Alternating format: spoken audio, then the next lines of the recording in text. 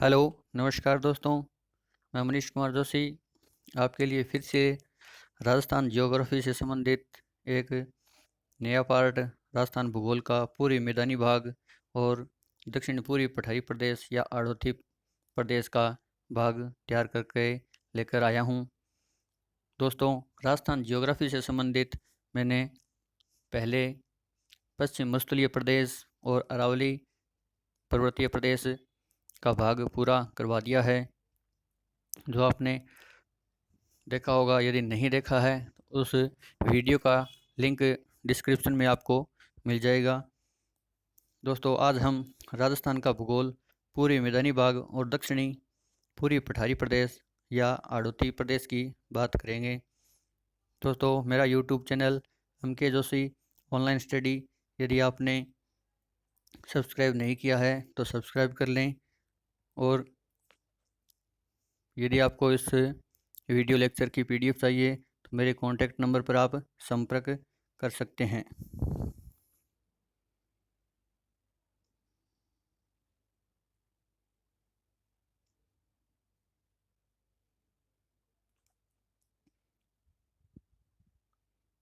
दोस्तों, राजस्थान का भूगोल पूरे मैदानी प्रदेश की बात करेंगे आज हम। दोस्तों, अरावली पर्वतीय श्रृंखला से जो पूरी भाग है, यह क्षेत्र इस प्रकार, जो ये अरावली पर्वतमाला के पूर्व साइड में, जो पूर्व दिशा में जो आपको स्थान दिखाई दे रहा है, ये प्रदेश, यह मुख्य रूप से पूरी मैदानी प्रदेश का भाग कहलाता है। और यह भाग है जो दक्षिण पूर्वी पठारी प्रदेश या आड़ोती प्रदेश कहलाता है। पूर्वी मैदानी प्रदेश की बात करेंगे अपने सर्वप्रथम इसकी उत्पत्ति की।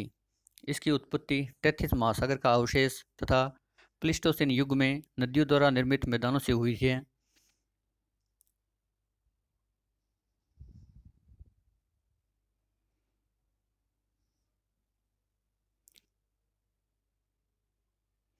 प्लीस्टोसीन युग में नदियों द्वारा निर्मित मैदानों से हुई है। इसमें मुख्यतः जलोढ़ मिट्टी पाई जाती है। यह मिट्टी गंगा यमुना नदियों द्वारा बहाकर लाई गई मिट्टियों से निर्मित मैदान है, जिसे जलोढ़ या खादर कहते हैं। जलोढ़ मृदा के अन्य नाम दोमट मिट्टी, कांप मिट्टी या इसका वैज्ञानिक नाम है एल्फिसोल। जलोढ़ मृदा के प्रकार हैं भाबर, तराई, बांगर या प्राचीन जलोढ़ या कांप या नवीन जलोढ़ या खादर। दोस्तों, यह किस प्रकार होती है मैं आपको बताता हूँ।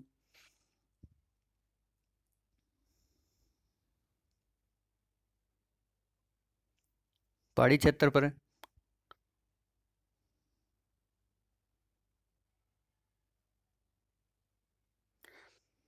पहाड़ी क्षेत्र पर जब नदियाँ आती है तो उनके साथ में कंकड़ पत्थर भी आते हैं, और वो कंकड़ पत्थर ऐसे इकट्ठे हो जाते हैं एक स्थान पर। यह मृदा है जो कंकड़ पत्थर मिश्रित मृदा होती है, जिसको भाबर कहते हैं। इसके बाद में होता है तराई। तराई, ये नदियाँ जब आगे चलती हैं तो ढलान वाले क्षेत्र के अंदर दलदली क्षेत्र, दलदली मृदा बन जाती है। इस दलदली मृदा को तराई क्षेत्र कहते हैं, इसको तराई कहते हैं। और यह है भाबर, और इस दलदली भाग को तराई कहते हैं। इसके बाद में जलोढ़ मृदा का एक प्रकार होता है प्राचीन जलोढ़ या कांप मृदा। जो मृदा ऊपरी क्षेत्र में होती है, यह बांगर जलोढ़, प्राचीन जलोढ़ या कांप मृदा कहलाती है, इसको बांगर कहते हैं। और इसके बाद में जो आगे ढलानी भाग में चलती है, उसे नवीन जलोढ़ या खादर मृदा कहते हैं।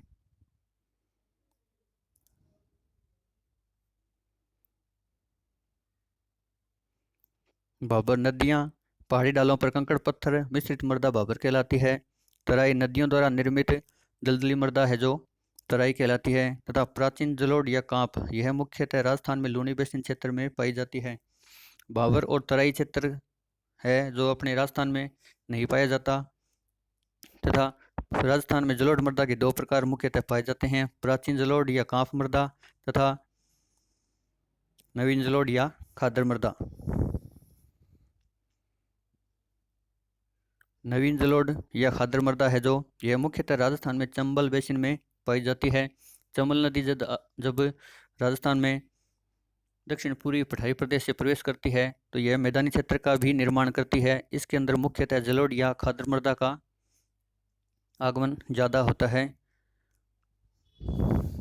पूरी मैदानी प्रदेश है जो कृषि की दृष्टि से सर्वाधिक उपजाऊ भूभाग है, किंतु सर्वाधिक वनस्पति वाला क्षेत्र अरावली पर्वतीय प्रदेश है। कृषि की अधिकता के कारण सर्वाधिक पूरी मैदानी प्रदेश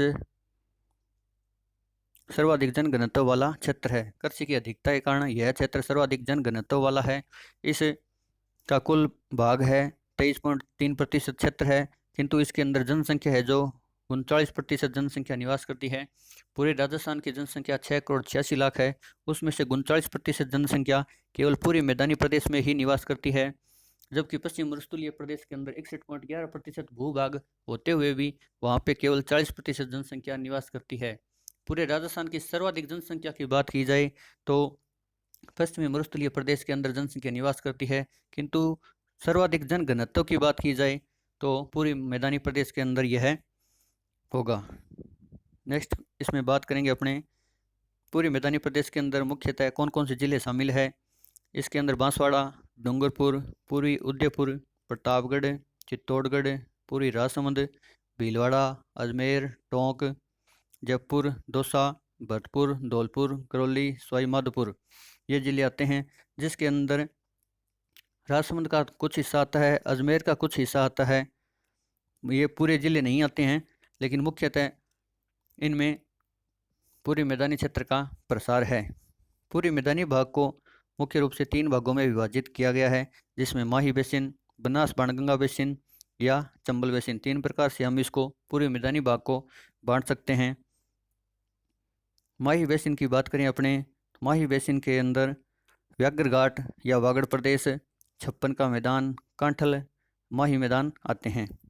बाण गंगा बनास बेसिन में क्या क्या है, मेवाड़ का मैदान है, पीडमांट है, खिराड़ है, मालपुरा या रोही दोआब या यमुना मैदान क्षेत्र आते हैं। चंबल बेसिन में बीड़ उत्खात भूमि क्षेत्र आता है। अब हम इन सभी शब्दावलियों को एक एक करके देखेंगे, कौन से शब्द का अर्थ क्या है।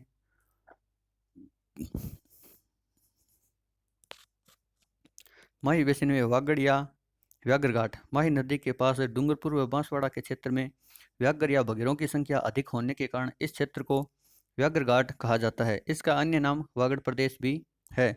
इस क्षेत्र को वागड़ प्रदेश भी कहते हैं। डूंगरपुर बांसवाड़ा के क्षेत्र में जो क्षेत्र है उसको वागड़ प्रदेश कहा जाता है। छप्पन का मैदान, इसको मैं आपको सभी शब्दावलियों को पहले मैप के आधार पे बता देता हूँ एक बार।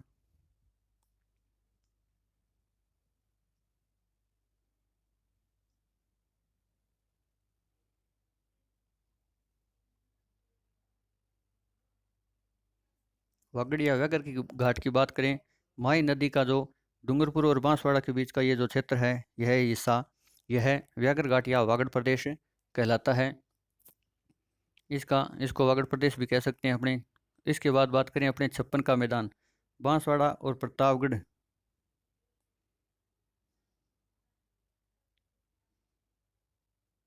बांसवाड़ा और प्रतापगढ़ के मध्य का भूभाग है यह 56 नदी नालों या 56 गांवों का समूह है जो उपजाऊ मैदान का निर्माण करता है। माही नदी के कारण इसको 56 का मैदान कहते हैं।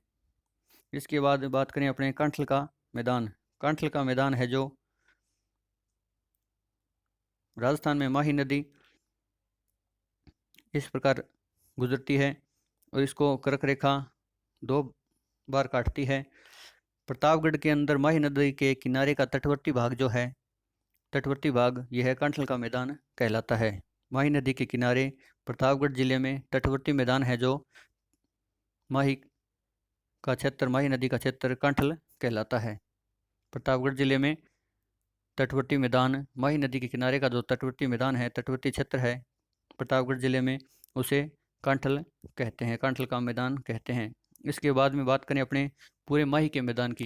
पूरे माही के मैदान की बात करें तो यह है माही जिस जिस क्षेत्र में गुजरती है, जैसे बांसवाड़ा, प्रतापगढ़, डूंगरपुर, इन क्षेत्र में से गुजरती है। इसमें सोम नदी आती है, एक बिछामेड़ा की पहाड़ियाँ, ऋषभदेव उदयपुर से एक सोम नदी आती है। छोटी सादी प्रतापगढ़ से जाखम नदी आती है जो सोम नदी के अंदर मिलती है। और ये दोनों नदियाँ संयुक्त रूप से बेणेश्वर डूंगरपुर के अंदर, यहाँ पर डूंगरपुर में बेणेश्वर के अंदर माही नदी में मिल जाती है। तथा इन नदियों से माही नदी और माही की जो सहायक नदियाँ हैं, इनसे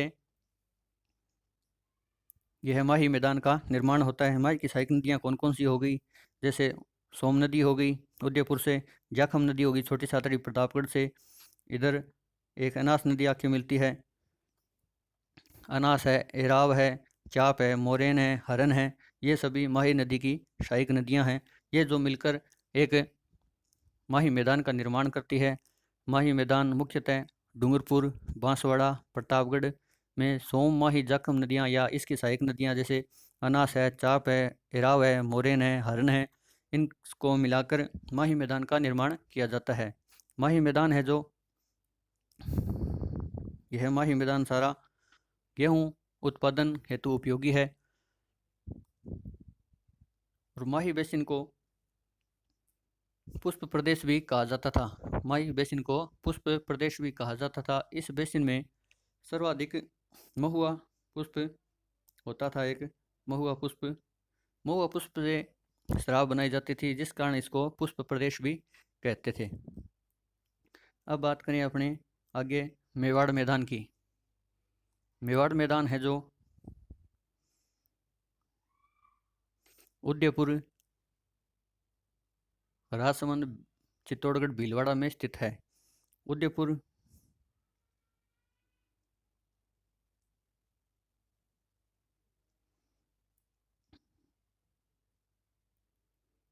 राजसमंद, चित्तौड़गढ़, भीलवाड़ा,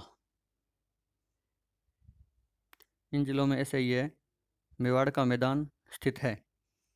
यह मेवाड़ का मैदान मक्का और ज्वार के उत्पादन हेतु सर्वाधिक उपयोगी है। इसके बाद बात करें अपने पीडमांट की। पीडमांट क्या है? पीडमांट देवगढ़ राजसमंद से, देवगढ़ राजसमंद में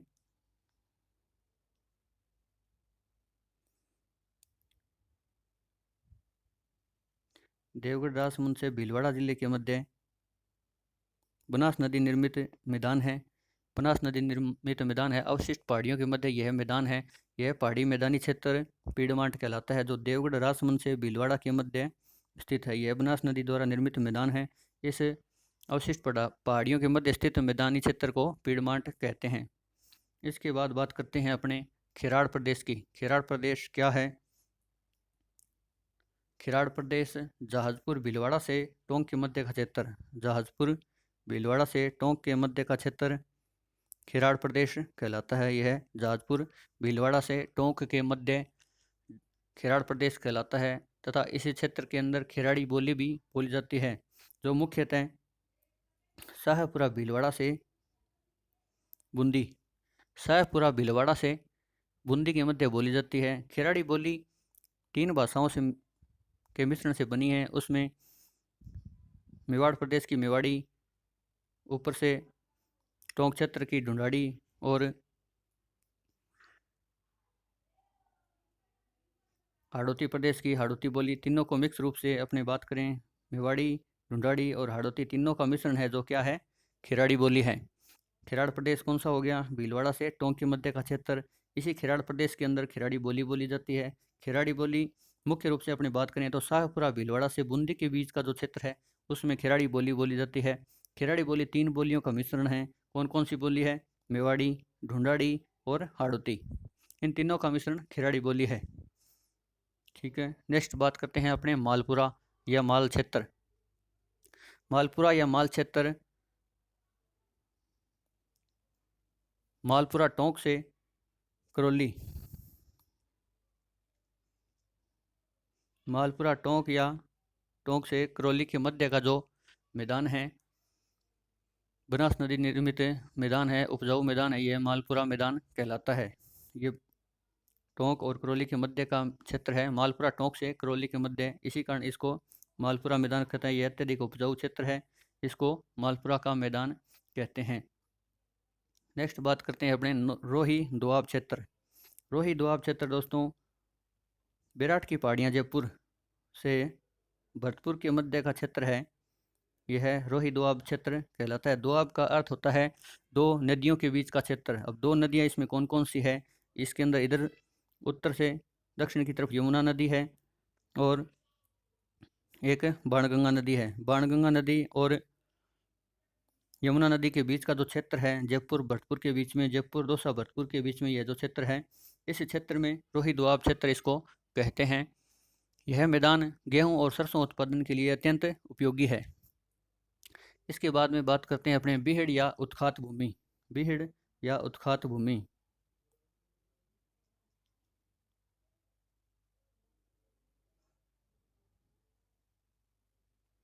बीहड़ या उत्खात भूमि चंबल नदी क्षेत्र के अंदर, चंबल नदी बेसिन के अंदर, चौरासीगढ़ चित्तौड़गढ़ के अंदर चंबल नदी का प्रवेश होता है।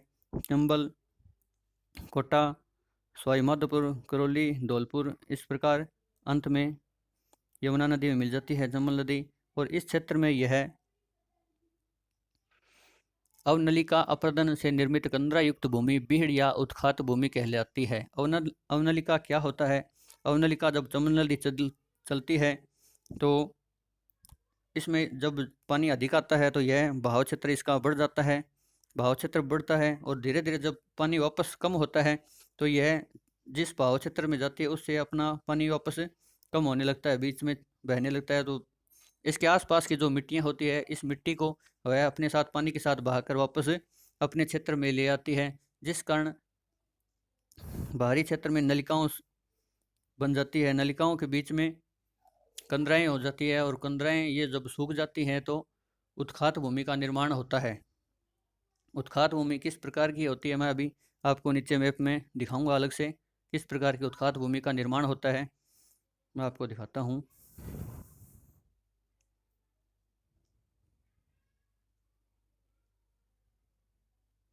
इस प्रकार की ये उत्खात भूमि होती है, बीहड़ भूमि होती है। यह जब सूख जाती है तो सूखने के बाद में इसके अंदर हरे भरे पेड़ पौधे हो जाते हैं और जंगलों का एक निर्माण होता है। जंगल हो, सर्वाधिक जंगल होते हैं, उनको बीहड़ कहते हैं।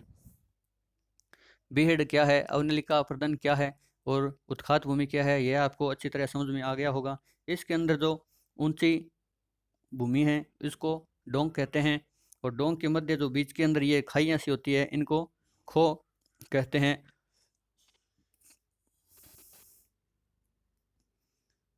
और डोंग या बीहड़ की रानी करौली को कहते हैं। सर्वाधिक बीहड़ भूमि है जो धौलपुर जिले के अंदर है। इसका बीहड़ का या उत्खात भूमि का सर्वाधिक विस्तार धौलपुर में है। सर्वाधिक बीहड़ का यदि अपने क्षेत्र देखें तो लगभग 2800 वर्ग किलोमीटर है बीहड़ भूमि का क्षेत्रफल।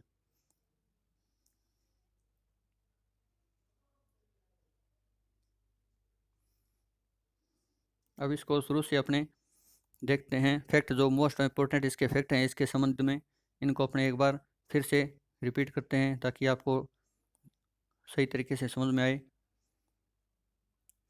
पूरी मैदानी भाग की उत्पत्ति 33 महासागर का अवशेष है तथा प्लीस्टोसीन युग में नदियों द्वारा निर्मित मैदानों से हुई है। इसमें मुख्यतः जलोढ़ मिट्टी पाई जाती है।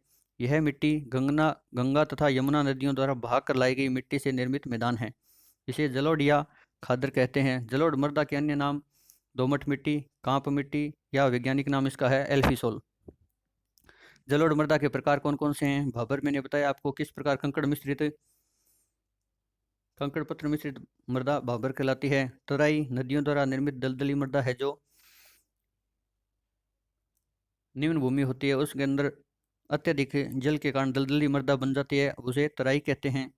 तराई की बात करते हैं प्राचीन जलोढ़ या कांप या बांगर मृदा। यही बांगर मृदा है। इसको यह मुख्यतः राजस्थान में लूणी बेसिन क्षेत्र में पाई जाती है। नवीन जलोढ़ या खादर मृदा यह मुख्यतः राजस्थान में चंबल बेसिन में पाई जाती है। कृषि की दृष्टि से सर्वाधिक उपजाऊ भूभाग पूरी मैदानी प्रदेश है, किंतु सर्वाधिक वनस्पति वाला क्षेत्र अरावली पर्वतीय प्रदेश है। कृषि की अधिकता के कारण सर्वाधिक जनघनत्व वाला क्षेत्र पूरी मैदानी क्षेत्र है। पूरी मैदानी भूभाग का कुल क्षेत्रफल 23.3% है। जनसंख्या निवास कुल जनसंख्या की 39% जनसंख्या यहाँ पर निवास करती है। इसमें मुख्यतः जिले कौन कौन से आते हैं? बांसवाड़ा है, डूंगरपुर है, पूरी उदयपुर है, प्रतापगढ़ है, चित्तौड़गढ़ है, पूरी राजसमंद है, भीलवाड़ा, अजमेर, टोंक, जयपुर, दौसा, भरतपुर, धौलपुर, करौली, सवाईमाधोपुर। पूरी मैदानी भाग को मुख्यतः 3 भागों में विभाजित किया गया है। Mahi basin, Banas Banganga basin, Chambal basin. Mahi basin के अंदर है व्याघ्र घाट या वागड़ प्रदेश, छप्पन का मैदान, कांठल, माही मैदान। ठीक है। इसके बाद बनास बाणगंगा बेसिन में बात करें तो मेवाड़ का मैदान है, पीड़माठ है, खेराड़ है, मालपुरा है, रोही दोआब या यमुना क्षेत्र है, यमुना मैदान क्षेत्र है। इसको रोही दोआब कहते हैं या यमुना मैदान क्षेत्र भी कह सकते हैं। फिर चंबल बेसिन क्षेत्र है। चंबल बेसिन के अंदर भीड़ उत्खात भूमि वाला क्षेत्र है। इनको अब अलग अलग बात करें अपने तो व्याघ्र घाट या वागड़ प्रदेश। माही नदी के पास डूंगरपुर व बुआंसवाड़ा के क्षेत्र में व्याघ्र या बघेरों की संख्या अधिक होने के कारण इस क्षेत्र को व्याघ्र घाट कहा जाता था। इसका अन्य नाम वागड़ प्रदेश भी है। छप्पन का मैदान बांसवाड़ा प्रतापगढ़ के मध्य 56 गांवों का उपजाऊ भूभाग छप्पन का मैदान कहलाता है। बांसवाड़ा और प्रतापगढ़ के मध्य माही नदी के कारण जो बीच में 56 गांव आते हैं या 56 नदी नालों का समूह भी कहते हैं इसको, यह छप्पन का मैदान कहलाता है। नेक्स्ट बात करें अपने कांठल या कांठल का मैदान। प्रतापगढ़ जिले में माही नदी के किनारे पर स्थित मैदानी भाग है। माही नदी द्वारा निर्मित मैदानी भाग है, उसे कांठल कहा जाता है। नेक्स्ट बात करें अपने माही मैदान की।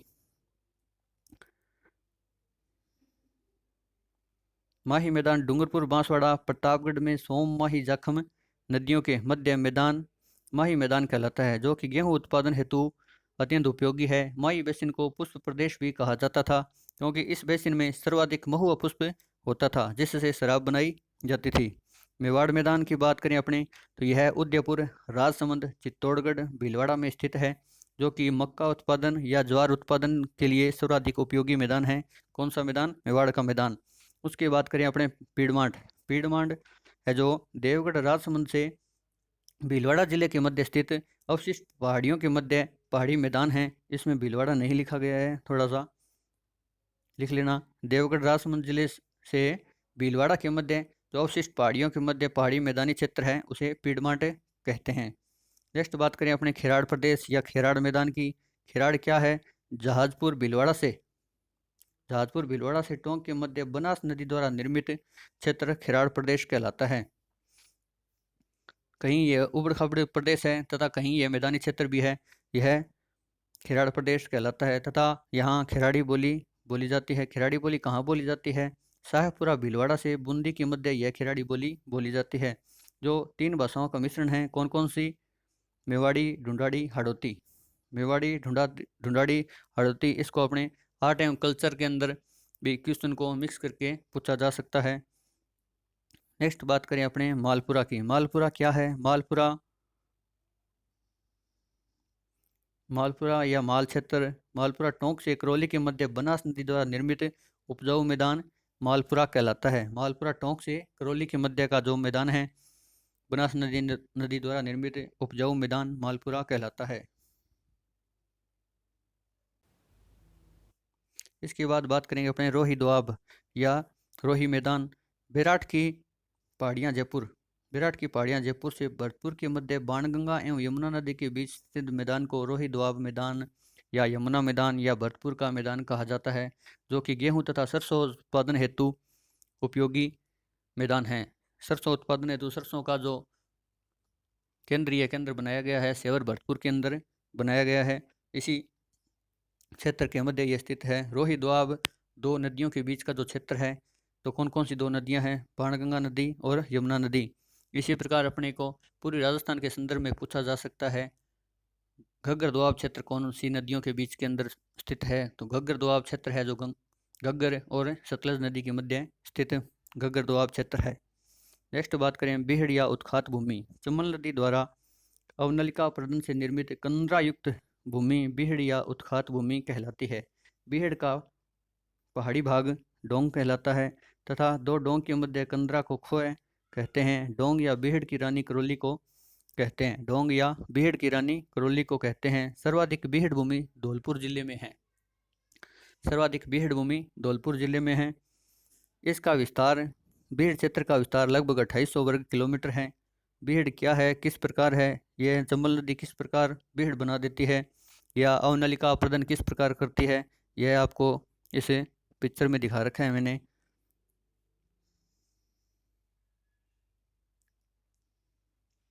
यह जो पहाड़ी क्षेत्र है, बीहड़ का जो पहाड़ी क्षेत्र डोंग कहलाता है, और डोंग की रानी करौली को कहते हैं। डोंग या बीहड़ की रानी करौली को कहते हैं।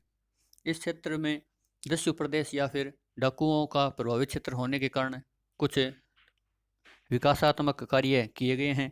जो कौन कौन से हैं, जिसमें मुख्य रूप से डोंग प्रदेश या बीहड़ क्षेत्र में संबंधित विकासात्मक कार्य कौन कौन से हैं। चंबल बेसिन के 8 जिलों में लोगों को समाज की मुख्य धारा में जोड़ने या आर्थिक सामाजिक विकास की दृष्टि से राज्य सरकार द्वारा 2 कार्यक्रम चलाए गए। कौन कौन सा, एक तो कंदरा क्षेत्र विकास कार्यक्रम 1989 में, कंदरा क्षेत्र विकास कार्यक्रम के नाम से 1989 में बीहड़ प्रदेश में यह कार्यक्रम चलाया गया। दूसरा कार्यक्रम कौन सा चलाया गया, डोंग कार्यक्रम 2004 में। डोंग कार्यक्रम 2004 में 2 विकासात्मक कार्य चलाए गए हैं। तो दस्यु प्रभावित क्षेत्र या फिर डाकुओं का प्रभावित क्षेत्र, बीहड़ क्षेत्र के अंदर जंगलों में जो डाकू बनकर अपना जीवन व्यतीत कर रहे हैं, उनको मुख्य धारा में, समाज की मुख्य धारा में जोड़ने या आर्थिक सामाजिक विकास की दृष्टि से उनका विकास किए जाने की स्थिति को समझते हुए राज्य सरकार द्वारा 2 कार्यक्रम चलाए गए थे। कंदरा क्षेत्र विकास कार्यक्रम 1989 में तथा डोंग कार्यक्रम 2004 में। दोस्तों, यह बात हुई मुख्य रूप से पूरी मैदानी क्षेत्र की। पूरी मैदानी क्षेत्र की बात करेंगे। राजस्थान का भूगोल, दक्षिणी पूरी पठारी भाग। दक्षिणी पूरी पठारी भाग है जो दक्षिणी पूरी पठारी प्रदेश है, जो बेसाल्ट लावा का पठार, बेसाल्ट चट्टानों का पठार या विंध्यन कगार क्षेत्र में फैला हुआ है। इसमें शामिल जिले कौन कौन से हैं, कोटा, झालावाड़, बारां, बूंदी। इस क्षेत्र को हाड़ा वंश का शासन होने के कारण हाड़ौती प्रदेश भी कहा जाता है। दक्षिण पूरी पठारी प्रदेश को हाड़ौती प्रदेश भी कहा जाता है, हाड़ा वंश का शासन होने के कारण। दोस्तों, दक्षिण पूरी पठारी प्रदेश में कुल क्षेत्रफल 6.89% भूभाग है तथा कुल जनसंख्या 11% जनसंख्या निवास करती है। राजस्थान के भौतिक भागों की दृष्टि से देखा जाए तो सबसे कम क्षेत्रफल वाला भूभाग दक्षिण पूरी पठारी प्रदेश है, जिसका 6.89% भूभाग है। दक्षिण पूरी पठारी प्रदेश का निर्माण मध्यजीवी महाकल्प या मीसोजोइक एरा के क्रिटेशियस युग में ज्वालामुखी प्रक्रिया के दरारी उद्गार से हुआ था। यह दक्कन का पठार या मालवा के पठार का उत्तरी भाग है। भारत के संदर्भ में यदि अपनी बात करें तो यह जो मालवा का पठार है, मालवा के पठार का उत्तरी भाग दक्षिण पूरी पठारी भाग कहलाता है। लावा का, बेसाल्ट लावा का जमाव किस प्रकार इसके अंदर हुआ है। क्रिटेशियस युग में जब ज्वालामुखी दरार की प्रक्रिया हुई, चट्टान के ऊपर से जब ज्वालामुखी उद्गार हुआ, तो यह ज्वालामुखी उद्गार भूमि के ऊपर धीरे धीरे जमाव होने लग गया और जमाव होने से एक पठार का निर्माण हुआ जो बेसाल्ट लावा चट्टानों का प्रकार है। जो आग्नेय बाह्य लावा निकला, जो बेसाल्ट लावा चट्टान का निर्माण किया, जिससे बेसाल्ट चट्टानों का या लावा बेसाल्ट दक्षिण पूर्वी पठारी भाग का इसमें निर्माण हुआ। आग्नेय चट्टाने जो अंदर के अंदर, आग्नेय मैग्मा जो अंदर रह जाता है उसको ग्रेनाइट कहते हैं, जिसकी अधिकता अरावली पर्वतीय प्रदेश में पाई जाती है। नेक्स्ट अपने बात करें इसमें बेसाल्ट लावा या बेसाल्ट चट्टानों के कारण यह क्षेत्र काली मिट्टी, कपासी मिट्टी, रेगुर मिट्टी या काली मिट्टी का वैज्ञानिक नाम है वर्टिसोल मिट्टी, इससे संपन्न क्षेत्र है। यह बेसाल्ट लावा के कारण इस क्षेत्र की मिट्टी काली मिट्टी है। हाड़ौती के पठार को बूंदी में आड़ावल पठार कहा गया है। हाड़ौती के पठार को बूंदी में आड़ावल पठार कहा गया है। सर्वाधिक नदियां बहने वाला क्षेत्र हाड़ौती का प्रदेश है। दक्षिणी पूर्वी पठारी प्रदेश सर्वाधिक नदियां बहने वाला क्षेत्र है। यहाँ यह क्षेत्र अंतः अधर प्रवाह क्षेत्र कहलाता है। अंतः अधर प्रवाह क्षेत्र क्यों कहलाता है, क्योंकि चंबल एवं सहायक नदियां कुछ है जो पठारी प्रदेश के अंदर ही अंदर भीतरी क्षेत्र में प्रवेश करती है और भीतरी क्षेत्र में बहती रहती है, जो बाहर कम दिखाई देती है, जो चंबल नदी तंत्र का हिस्सा है। इस क्षेत्र को अंतः अधर प्रवाह क्षेत्र भी कहा जाता है। दक्षिणी पूर्वी पठारी प्रदेश में 80 सेंटीमीटर से अधिक वर्षा होती है। इस क्षेत्र में मिश्रित वन एवं सागवान वन पाए जाते हैं।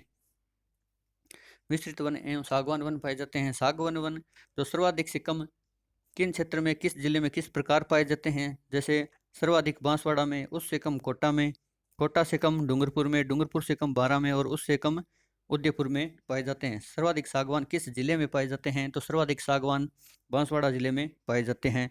इस क्षेत्र की जलवायु अति आर्द्र जलवायु है। दक्षिण पूर्वी पठारी प्रदेश की जलवायु है। किस प्रकार की जलवायु है? यह जलवायु अति आर्द्र जलवायु है।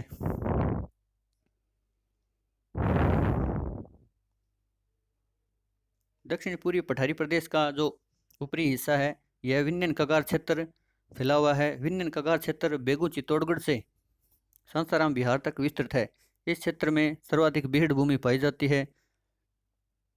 विन्यन कगार क्षेत्र चूना पत्थर एवं बलुका पत्थर की अधिकता पाई जाती है। विन्यन कगार क्षेत्र में कौन कौन से धातु पाए जा सकते हैं? चूना पत्थर एवं बलुका पत्थर पाए जाते हैं। विन्यन कगार क्षेत्र के अंतर्गत निम्न पहाड़ियां अवस्थित हैं। कौन कौन सी पहाड़ियां विन्यन कगार क्षेत्र के अंतर्गत आती है?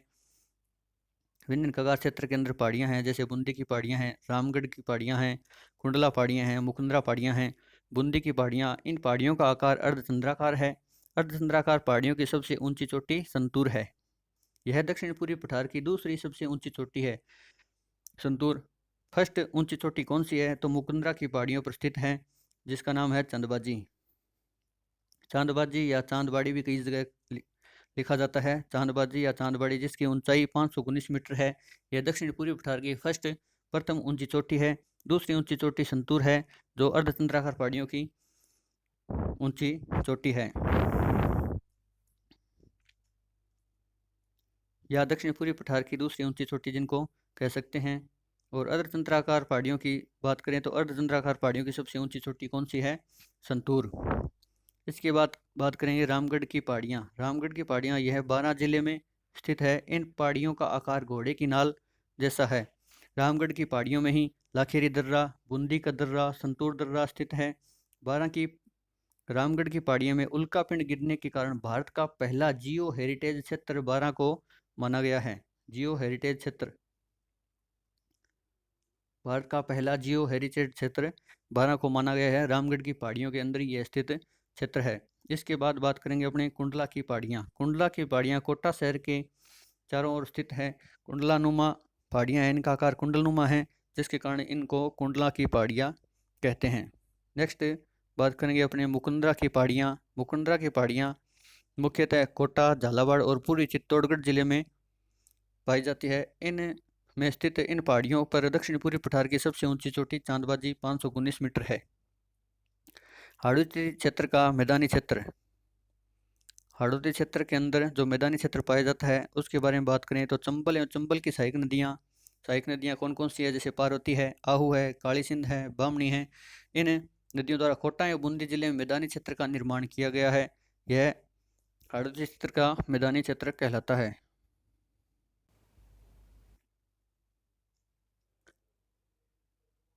शाहबाद की उच्च भूमि, यह पूरी 12 में 450 मीटर ऊंची भूमि स्थित है, जो शाहबाद की उच्च भूमि के नाम से जानी जाती है। हाड़ौती प्रदेश के अंदर 12 में, यह पूरी 12 में स्थित है शाहबाद की उच्च भूमि।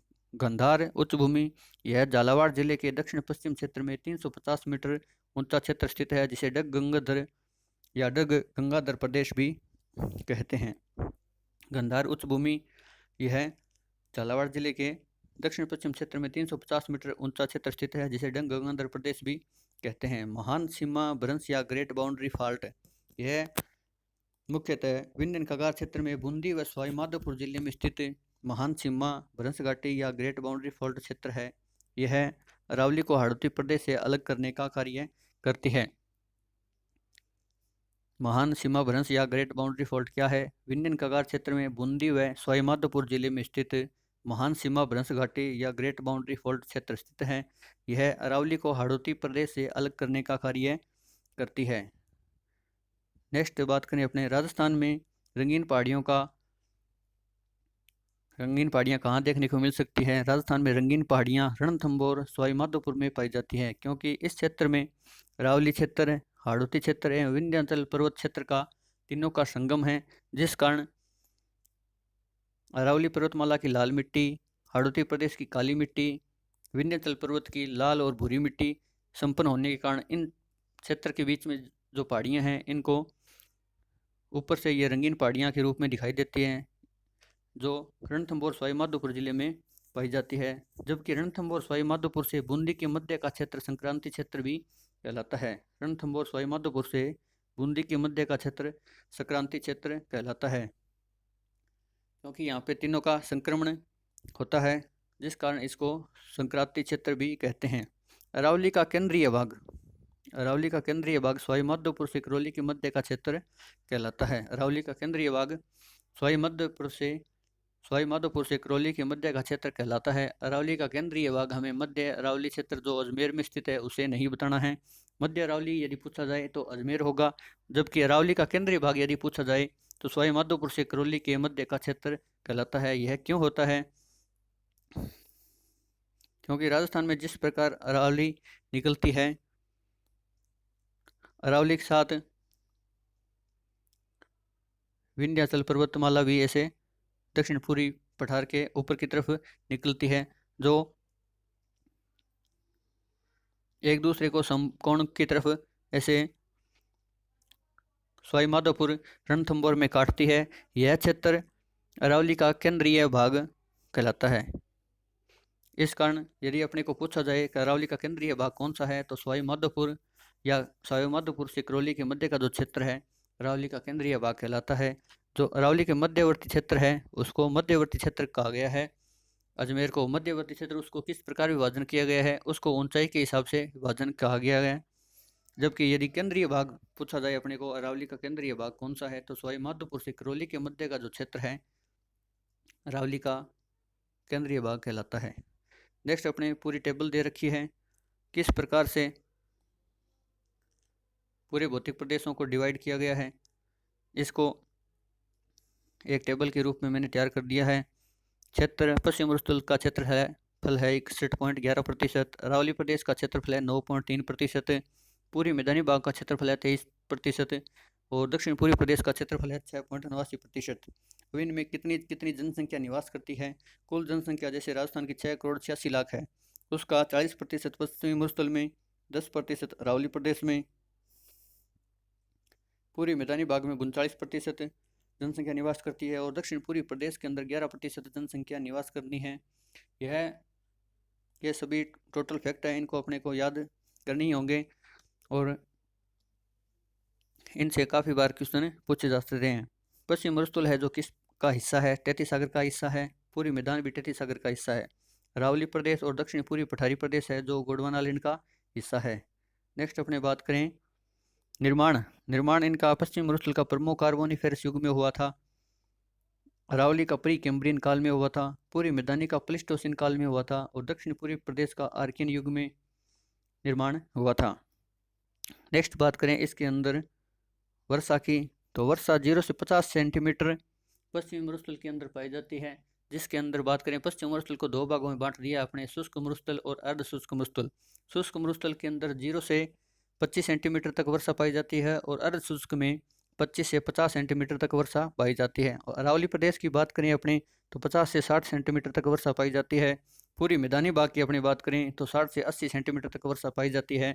दक्षिण पूर्वी प्रदेश की बात करें तो 80 से 100 सेंटीमीटर तक वर्षा पाई जाती है, जबकि 150 सेंटीमीटर से ऊपर यदि वर्षा की बात की जाए तो सिरोही में माउंट आबू वाले क्षेत्र के अंदर 150 सेंटीमीटर तक वर्षा दर्ज की जा सकती है।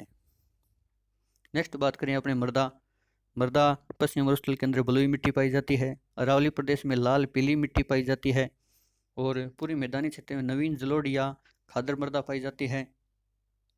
दक्षिण पूर्वी प्रदेश में काली मिट्टी पाई जाती है, जिसको रेगुर मिट्टी भी कहते हैं, वर्टिसोल मिट्टी भी कहते हैं। जलवायु की बात करें अपने पश्चिम मरुस्थल के अंदर शुष्क एवं अर्ध शुष्क जलवायु पाई जाती है, अरावली प्रदेश के अंदर उप आर्द्र जलवायु पाई जाती है, पूरी मैदानी भाग में आर्द्र जलवायु पाई जाती है, दक्षिणी पूर्वी प्रदेश में अति आर्द्र जलवायु पाई जाती है, नेक्स्ट बात करें अपने किस क्षेत्र में किस प्रकार के वन पाए जाते हैं। पश्चिमी मरुस्थलीय क्षेत्र में नागफणी, डंडाथोर, खेर, खेजड़ी, बबूल, रोहिड़ा या कंटीली झाड़ियाँ, कंटीले वृक्ष, शुष्कतम कंटीले वृक्ष पाए जाते हैं। अरावली प्रदेश की बात करें तो पर्वतीय सदाबहार वन पाए जाते हैं। और पूरी मैदानी प्रदेश की बात करें तो उपोष्ण पतझड़ वन, नीम, आंवला, पलास, इस प्रकार के वन पूरी मैदानी प्रदेश में पाए जाते हैं। और दक्षिणी पूर्वी पठार की बात करें तो सागवान मिश्रित वन पाए जाते हैं। सागवान को मैंने बता दिया किस किस क्षेत्र में सर्वाधिक पाए जाते हैं। सागवान वन है जो सर्वाधिक बांसवाड़ा में, कोटा में, कोटा के बाद डूंगरपुर में, डूंगरपुर के बाद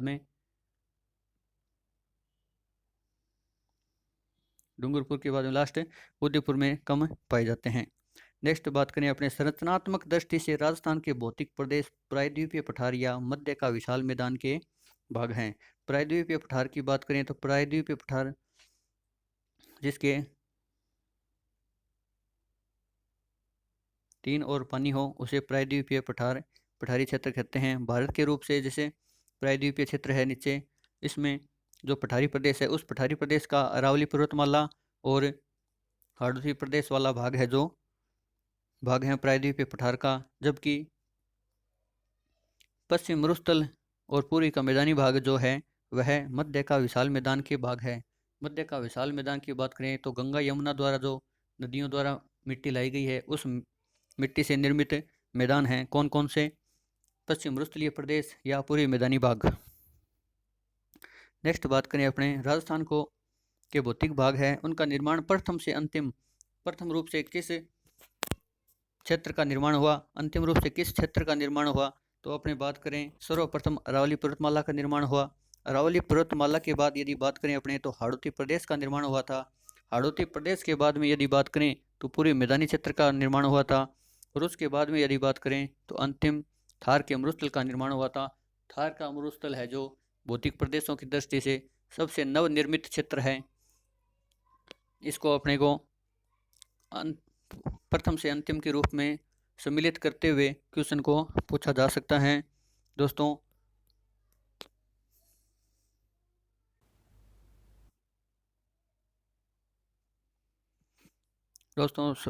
राजस्थान के भौतिक प्रदेशों को मैंने एकदम सही व्यवस्थित रूप से जितने भी मोस्ट इम्पोर्टेंट फैक्ट होते हैं उन सभी को मैंने एकदम तैयार करके आपसे सामने प्रस्तुत किया है। इन सभी मोस्ट इम्पोर्टेंट फैक्ट को आप बार बार रिपीट कीजिए। राजस्थान के भौतिक प्रदेशों से संबंधित जो मेरी ये वीडियो है, इन वीडियो में या इन पीडीएफ के अंदर से कोई भी मैटर बाहर नहीं आने के चांस है। इनको आप बार बार रिपीट कीजिए और आगामी वीडियो देखने के लिए मेरा चैनल सब्सक्राइब कीजिए। MK जोशी ऑनलाइन स्टडी, या आपको किसी भी प्रकार की जो मैटर तैयार किया गया उनकी PDF चाहिए तो मेरे नंबर पे कांटेक्ट कर सकते हैं 9667013474 पर आप संपर्क कर सकते हैं। दोस्तों मैटर आपको यदि अच्छा लग रहा है तो आपको अपने दोस्तों को शेयर कीजिए, मेरे चैनल को लाइक कीजिए और सब्सक्राइब कीजिए। थैंक यू, धन्यवाद। मिलते हैं अपनी नेक्स्ट वीडियो में।